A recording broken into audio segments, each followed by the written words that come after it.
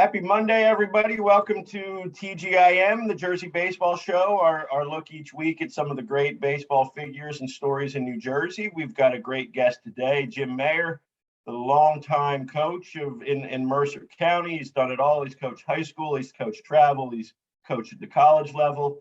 He led the Generals to a championship, which puts him high on our list, obviously. And welcome to the show, Jim. Let's talk some of that and some Centercourt baseball. Sounds good, Mike. Great to be here. Absolutely. We'll start by talking about your new role with Centercourt. Tell us what you're doing as kind of the director of baseball operations, really there. We'll talk about the great facility there over in Lawrence, where you're doing most of your work out of.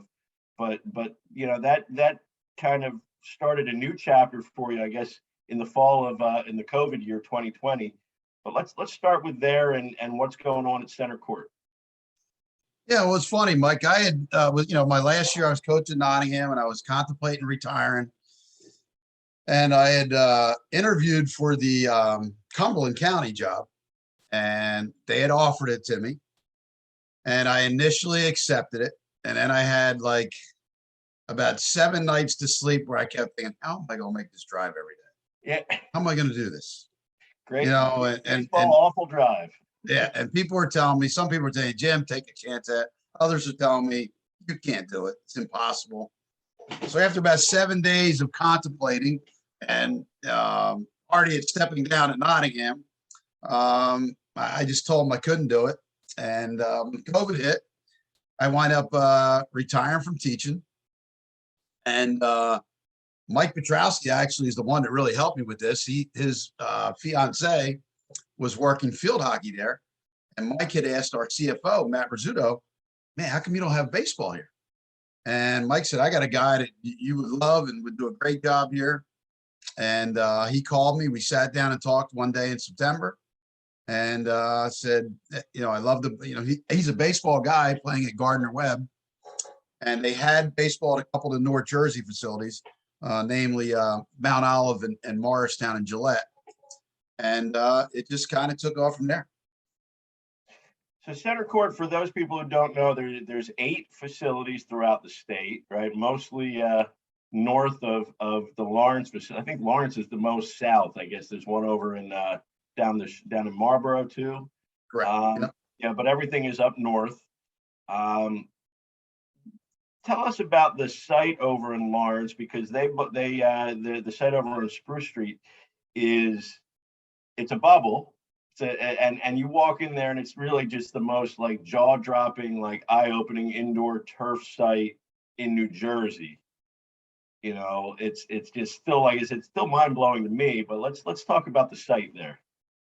Yeah, it's incredible. I agree. The first time I walked in there and I said, wow. And I didn't even know it existed. I had been there 4 or 5 years. I had no idea. So, you walk in there, it's crazy.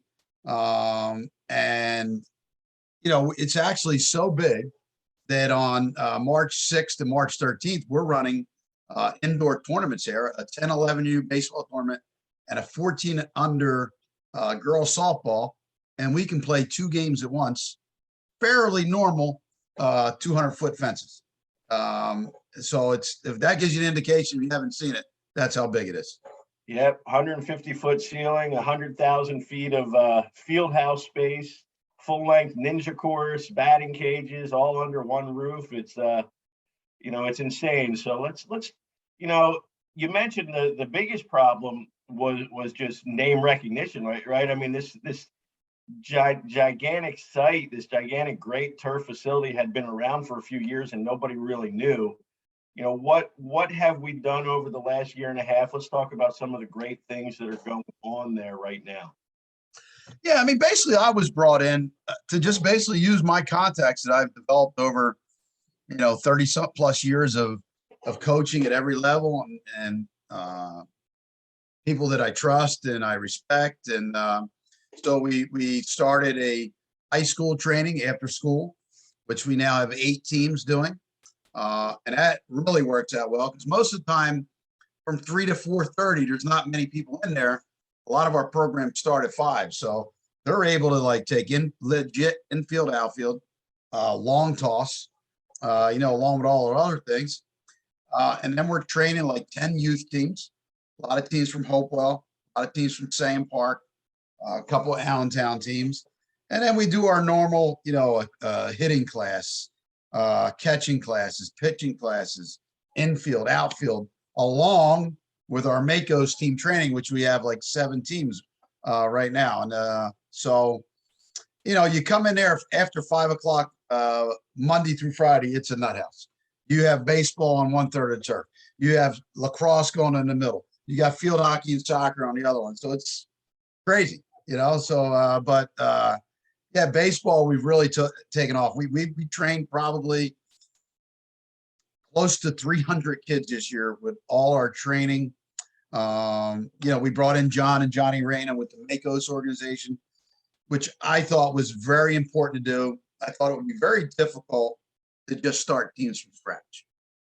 I don't know what you're going to get. So we sat down with 3 or 4 organizations and was very impressed with John and Johnny and brought them in with their Makos group. And to be honest with you, right now, we really are trying to ticket some of these younger groups that are kind of independent and bring them under our umbrella with like now having 7, 8s, 9s, 10s is our main goal, what we want to do right now. Long-term growth, right? That's the best way to have long-term success is 100% build the foundation. 100%. We were lucky too. Like we now, I was able to convince Mike Rogers to come with us in the beginning, which is huge. Mike does some pitching stuff for me. He does some spring training camps and winter clinics. And in fact, he's doing one that starts first week of March, kind of like get ready for the season. But his 11-year-old group is #1 in the state right now. So he came with us, which was big. And obviously adding Dave now, having Dave Gallagher with us is, that's about as good as it gets. You've also got some great names. You mentioned a bunch of them, but statewide, Eddie Mejia is doing a great job with the Marlboro and Lou Clemente up in North Jersey. Is that really the best thing you think Centercourt has to offer is just the quality of people involved? Yeah, well, I think it's a lot of things. I think one, obviously facilities, which is no question. I think 2 is our instructors and our what we have there is we have some very good people. Lou's a former player at Rutgers, coaches at Governor Livingston. Eddie's got a Stark background in helping out in high school, and I think he worked for Scanzano for some time period.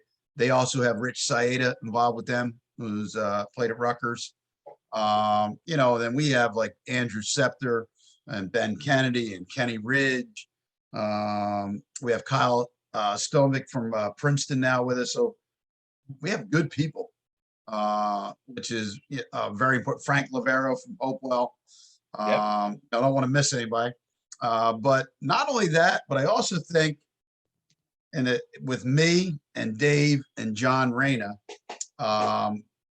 we can be totally honest with where your son, when he gets to be 14, 15, 16, 17, and you're looking for that college experience, where we think you fit. We have our live stream events and showcases where we can get involved with the recruiting process and because we've done it for so long. And we know a lot of people, and we can be honest with guys. Hey, you're not a Vanderbilt player, but you might be able to play and be a great player at Rowan, which is fine. I mean, both my kids played at very good Division III programs, and it was tremendous. So I think that's a big benefit we have for our older kids. What a lot of people don't have is years of experience of placing kids at the next level. And location, and I think it's something you've grown to appreciate through the years too. There's so many great programs locally at so many different levels. It's not like, well, if I'm not a D1 player, I've got to leave the area, or if I am a D1 player, I can stay in the area. And you look at the NJAC schools, which have so many great programs, and you look at the JUCO schools in New Jersey that have so many great programs in different parts of the state. It just seems like there, you know, there should be a way to do, it's such a great area for prospects. If they're honest with themselves, if they get the right instruction, the right coaching, and I think that's just something that New Jersey has that's a lot of states don't. Yeah. Oh, no, without question. I mean, the NJAC is probably the best, Division III school conference in the country. I mean, how many teams you have that have been to the World Series? Or Keene, Montclair, William Patterson, Rowan, TCNJ, Ramapo. Yeah. They've all been to the College World Series. So and you have right over to the bridge in Pennsylvania, you have a lot of great D3 and D2 programs. Like you said, the JUCO. JUCO is a great avenue. I mean, me and Dave, that's the route we took. I mean, Right. we both, Dave's told you, I told you, we both weren't great students. Baseball was our number one passion. School was, I don't even know, second. So the JUCO was a great, I wasn't mature enough to go away. I had some opportunities, but was not mature enough to go to anywhere. And other than a JUCO and at Mercer. And, you look at Dave, will end up being a number one draft pick. I want to get a scholarship to Barton in North Carolina. So yeah, the JUCO is a great. Also, you save you some money. So you're not coming out with debt for 4 years of college. So there's a lot of benefit, and we got some great JUCOs in this area. Yep. This sort of leads into what's coming up this Saturday, March 5th. Another showcase event, and I think these sort of events have, since COVID, have really taken off, and I think there's such a huge market for doing them the right way. You've got a showcase with BFA Sports, who are the best videographers that I've seen that do this in the business, so you get value on that end. But let's talk about what you've got coming up this Saturday, March 5th, at Centercourt at starting at 5:00, I believe, right? Yep. Yeah, it's funny. I didn't even realize they did this. And this was Dave that kind of had introduced this to us at Centercourt, because he had done it when he was at Sportica. We had done last summer, we did a showcase where we had, probably 20 some college coaches there that we paid to work. And we probably had 50 kids, and it was a good start for us, never doing it before. And then when Dave came aboard, he mentioned, his history with BFA and these live stream events now where you didn't need coaches there, and these kids have the ability to send it to any college coach they want. There's like 500 coaches that are enrolled in this program. So I said, wow, that's a great opportunity for anybody. And we had talked earlier, Mike, this is really not a thing for the kids who are committed, who are the elite prospects. These those kids are like borderline D1 down to D2, D3, and JUCOs that maybe don't have a coach that has a lot of contacts and is able to help them be recruited. So yeah, this is a great avenue, and we hope to do a couple of these a year, if not more. We've got about 38 kids signed up now. We'd like to get somewhere between 50 and 60. And we have all the measurables with the Rapsodo, with exit velocity and throwing velocity, and it'll be like a typical outdoor workout. Ground balls, outfielders throwing from the outfield, catchers getting time, second and third. Live hitting, pitchers throwing. So yeah, we're really excited about it, and like the special thing about it is you can take it and send it to anybody you want at any time, because it's an archived event. So yeah, it'd be crazy. Anybody that doesn't really know where they're going to school is still kind of looking, not to do something, I guess. And two things that I think stand out that make it a bit unique. I think the price point is better than a lot of those kind of, big name places that are going to charge you, $400 or $500 plus. You have to pay to have a profile to be able to send your video somewhere. It's kind of all inclusive at a better price point. And I think really focused and a good, the kid that's not going to a national D1 school shouldn't be paying $500 for a showcase, right? It doesn't seem to make sense. The second thing, I guess, is Now Dave will be on the live stream, right? So I mean, I think that's a pretty cool thing to have the perspective of a guy who's, 17-year pro ball player, 8-9 years in the majors, still highly active in MLBPA stuff, to add that perspective to the commentary. Oh yeah, 100%. And we'll also have John Reyna do it with his kids. Yep. And then we've started to get Dave Dominici's group, Bo Networked, out in our place.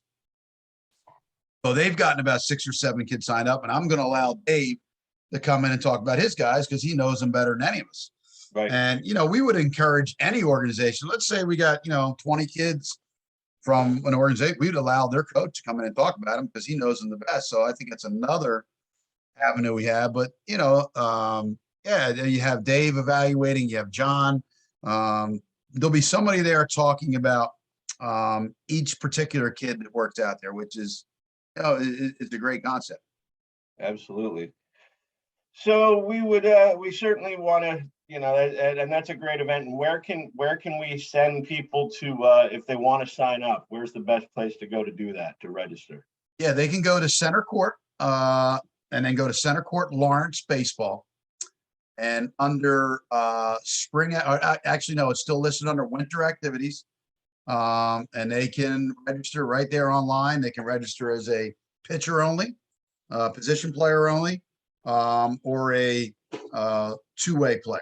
And everything, you can do it right there online. The waiver will be filled out, and you'll go right on our list and be ready to go. Get ready to go just before the pitchers and catchers on March 8th, right? We get great workout before the season starts. That's right. So that does bring me to the next kind of topic here: pitchers and catchers for high school starting March 8th. You obviously longtime high school coach. Florence going way back, but certainly 20, just short of maybe 25 years in the county. Starting at Hamilton, winning the state title at Hamilton in 2000. Taking a little bit of time off to not really time off, but to go coach with Barry Davis over at Ryder. NCAA tournament experience there. The trip before this most recent one, right, 2010, and then back at Nottingham, where you build a program that wins a sectional title. Does the high school coach in you kind of wish you had something like this to handle winter stuff back in the day? Oh gosh, this is incredible. I would have loved to have had my team working out here. I'm trying to think the things we used to do. We used to go hit at Homedale School. We used to go hit at Little Lads. Sunnybrook. I think Steiner used to hit at Nottingham Little League. Yes, I mean, to have this, we had so many players back then, especially when I was at West. You had 50, 60, 70 kids tried out for baseball back in those days. So, yeah, this would have been, I'd love to have had this back when I coached. Favorite memories of the high school years? We'll let you just kind of go in any order you want. We don't have to rank them or anything like that because we don't want to make anybody unhappy. But just to you win a state title as a player at Steiner, and then to have success at the other schools in the township. Obviously, Hamilton Township baseball means such a great deal to you. Is that something you look back on now with some time to kind of put it all into perspective and just think the success at all 3 township schools is something that will always stand out to you? Oh yeah, I got to go back to as a kid. I was very lucky as a kid, and Dave would tell you the same. I mean, we were lucky. We played with Chris Pitaro, so Sonny would come in every now and then. We played for Ricky Giolella and Rick and Kenny Freeman. I had Clark Perry and Babe Ruth. I had Don Morgan in Little League. Kenny Ruba in high school. So we had, Butch Miller at the junior college rank. So I had good people that taught me as a young kid. And I kind of took probably a little bit from each one. But it was cool to come back and coach in my town. I mean, I lived here my whole life. I went to college in Barton, was there for 4 years, married my wife, and we came back here. and I built a house next to where Tommy Fink and me used to be inseparable time between 8 and 15. And I'm like 100 feet from where I grew up. So yeah, it's, I always wanted to coach. And, the only thing I feel like I kind of, didn't do in my career was become a college head coach. I became I got in the final 2 for Barton. I got in the final 2 for Stockton. I got in the final 3 for Virginia Wesleyan. I was offered Mercer in '99, but knew I had Hoey coming back. I didn't make the jump. And then obviously being offered the Cumberland job. But just getting back to my high school days, yeah, some great memories. I love my time in Florence. There was nothing like that town. I was there in the heyday, and just those people lived for high school sports. I can remember opening day baseball practice, be 100 people watching high school baseball practice. Mm-hmm. It was a great town. A lot of those guys I'm still close with. The Denglers, Darren Koch, Stevie Hobart. So I still talk to a lot of those guys. And obviously memories at Hamilton West. Obviously the 2000 state championship was probably my greatest memory. Because we had been so close. 96, 97, 98, 2000, even my last 3 years at Florence, I think my teams have gone to like 7 sectional finals in like 10 years. And, to finally get over the hump, so that's obviously a special one. My first year out West 96, we started off 19-1, won 19 out of our first 20 games, and wound up losing twice to Steiner, once in the county final and once in the state final. Once in the Central Jersey sectional. And then obviously Nottingham. To go there, when I got there, the program was in bad shape. And I was very fortunate to go in there and have Nick Houghton, Bryce Fremgen, Tommy McFarland, Ronnie Vacuolo, Sean McGeehan, David Scott, Mike Suso, Joe Gary. We had some young kids that could really play. And I told D and I told Mike Gamble, look, that I'm going to play them right away. So you got to back me. And, the second year we wound up winning a sectional state title. And it's funny. I think the next year we were better when we wind up losing to Allentown 7-6 in 10 innings. And then Allentown posted. Yep. After that. And that is probably the most heartfelt loss I have ever had in my career. Yeah, when you have a team that's good enough to win the state. And we had 2 pitchers with Vacuolo and Houghton. Yeah. And we had leads and we couldn't hold them. And we scored 2 in the top of the 10th and they scored 3 in the bottom of the 10th. Yeah. So, but all of them were great places to be. And I'll be honest with you, all of them had similar type kids. Middle class, hard-nosed type of kids for the most part. Play. Yep. 100%. Then we throw in, like I said, the Legion experience, right? We're going back a few years for the Legion experience. That was pre Hamilton West days, right? Yeah. Down with the Burlington Legion post, right? Well, I started off in Bordentown in 1986. Early, that's right. That was my first team, and we won the league. That was the first time Bordentown had ever won the league. We ended up in a 3-way tie. And this is before cell phones. Funny story. We win and we need Princeton to beat I'm trying to think. It was a 3-way tie. It was us, Hamilton, and Princeton. We needed Princeton to lose. This was Princeton. This was Princeton, which became West Windsor, right? Not Princeton. Correct. Okay. And they were loaded. They had Rumor. They had Arendis. They had Villani. What a team they had. And Jim Geraci, who's my assistant, goes to watch Princeton play.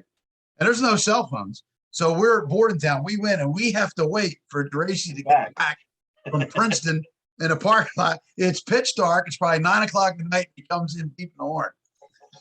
So we got the bye because we had swept 31 that year. And I think we maybe went 1-2 against Princeton. So 31 beat Princeton.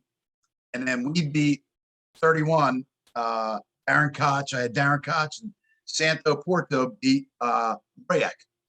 And 2-1, and we won the championship the first year. is it when you look at Legion now, is it sad in a way to know what it was? Like not only that, but the little league Babe Ruth.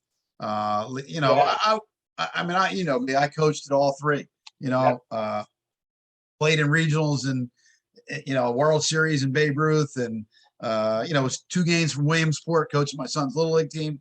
Mm-hmm. I was such a believer in playing for your hometown. When I first, to be honest with you, my son really didn't start playing travel ball until he was, I think, his junior or senior year with Dave.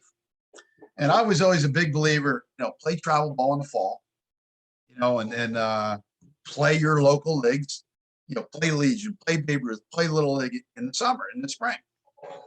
And it's a shame because I loved it. There was just something about, wearing the Nottingham uniform or a post 31 uniform for me as a kid. And, for my son also, to be honest with you, he never really went through playing the showcase stuff in the spring. So, and I understand because I'm part of that now, as is Dave. It's times have changed. I wish there was a way we could find to keep it all intact, to keep Legion strong. And I can remember back when it used to be like 250 teams in New Jersey, I believe. Mm-hmm. In New Jersey, Legion. Just in New Jersey, yeah. There's like 30. Yeah. So yeah, and I miss that without question.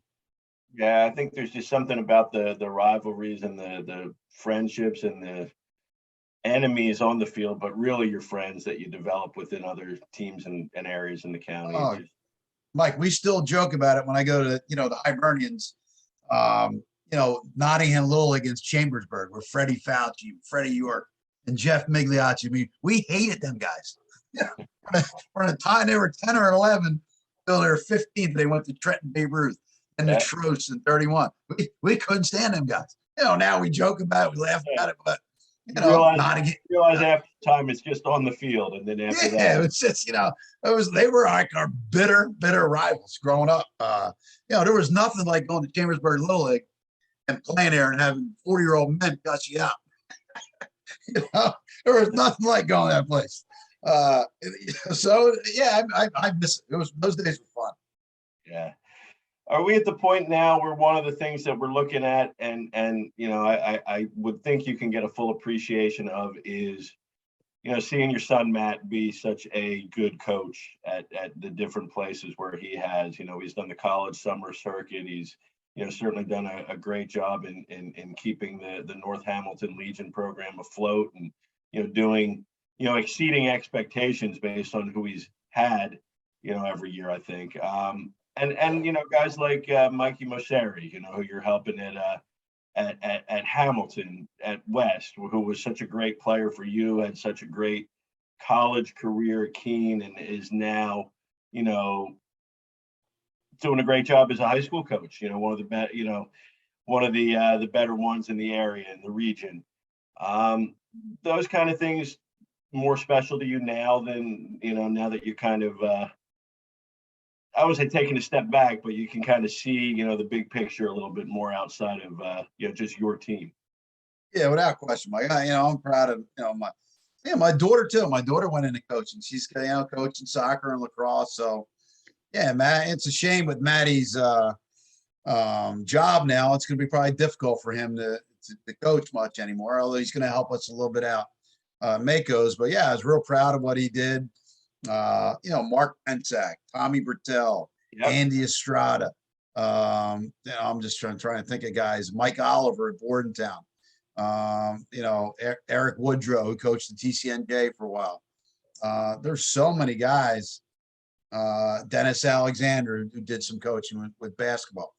So many guys that I've coached that went into the coaching profession. Cesar Parita, there's one of my first. Down at Florence, Danny Dengler, who coached at Holy Cross. If I think about it, I can go on and on about, guys that played for me and went into coaching. So yeah, that means a lot to you. I mean, when they do well, without question. Yeah, that's proud. That's a proud moment. Absolutely. Favorite moment on the field? Because it's such a wide span of, coaching little league teams to coaching college teams and everything in between. Were there one or two? One might be impossible, but a couple that stand out when you go across all those different levels. Yeah, I would say there's probably 3 or 4. One would be when we won the state championship in Little League with my son. It's hard to top that. Yeah. Knowing that we were going to go to Bristol and winning a state championship in Little League was one. Obviously, the 2000 state championship team in Hamilton West, guys who I still talk to all the time, Genesio and Nicky Massari and Howie. Matty Genesio, another one went into coaching. The Bertel brothers. Yeah. I think that the 2006 World Championship game against California in Babe Ruth was an unbelievable experience. I mean, I looked around and there's like 6,000 people there, and we rallied in the 7th inning to cut it to 7-6. It was so loud in there. And then probably lastly, what we did at Nottingham, that year winning that sectional title, within our second year. So there's a lot of great moments. Absolutely. No, it's great looking back with you, Jim. Certainly always fun to do that. Excited about what's coming up at Centercourt. We hope all our uncommitted guys watching get on that Centercourt showcase on March 5th. And best of luck with everything. Thank you, Mike. And hopefully you're going to be a big part with us. We're open. Absolutely. We appreciate everybody coming out here on TGIM today, watching our conversation with Jim Maher. We look forward to seeing everybody up at the field, and we look forward to catching you all next time.